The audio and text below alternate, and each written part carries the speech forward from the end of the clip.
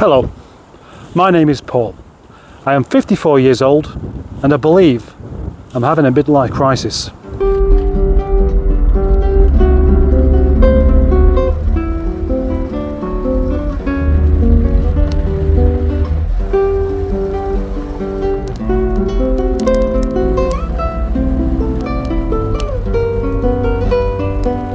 For the past 10 years, I have been a parent, and this has turned some of my well-being upside down. I am happy, but I get so caught up with worry that I start to miss my carefree days.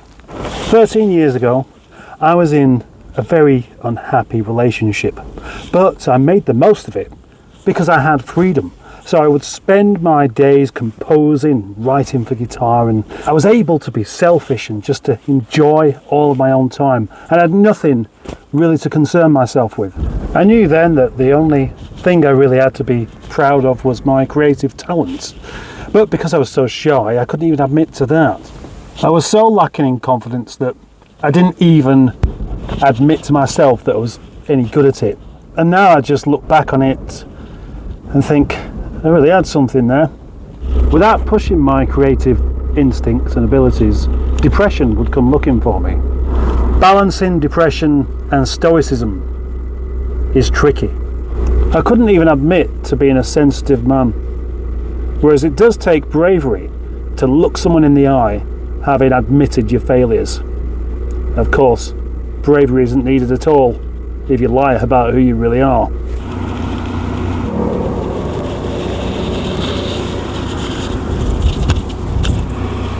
In my 30s, my midlife crisis began, but I wasn't actually aware of it. I had many things in place, but I wasn't a parent. Because of that, the comparisons began eating away at me.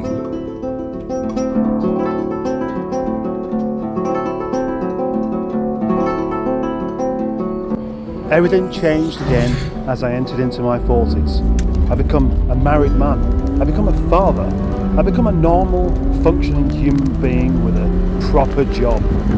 But the only trouble is, it didn't last. I was about to get triggered.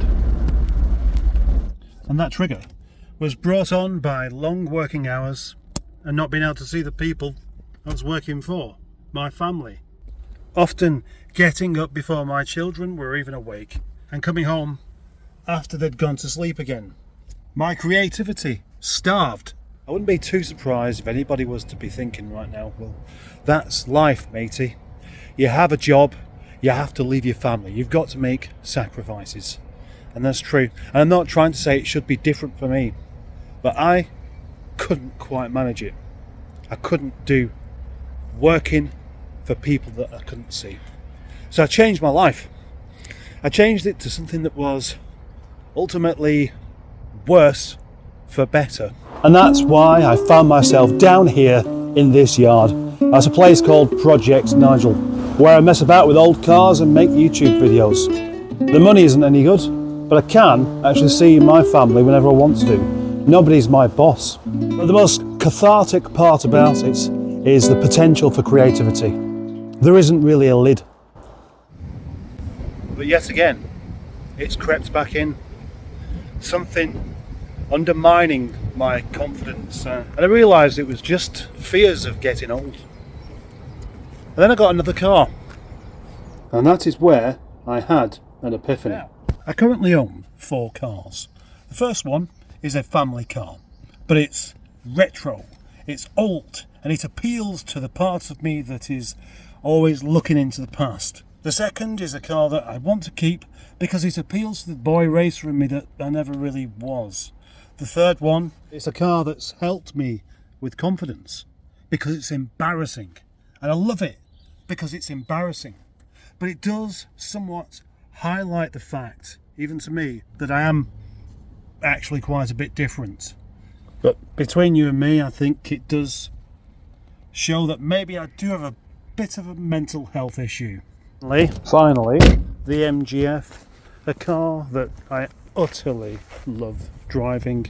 There's nothing quite like it. Everywhere I go, top down. Hair blowing itself into a massive mess. My friend saw me coming into work last week with this and shook his head and said something like, "What do you look like in that with your hair flapping about everywhere?"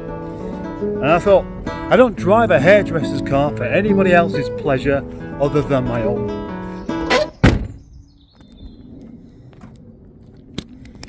This car is where I thought my midlife crisis had begun.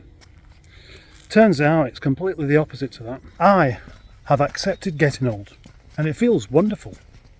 Like most, I didn't really appreciate being young, and I've yearned the past, but now I've accepted it. Now, it's different. The closer you get to death, the more you need to enjoy being alive. Don't pander to the opinion of others.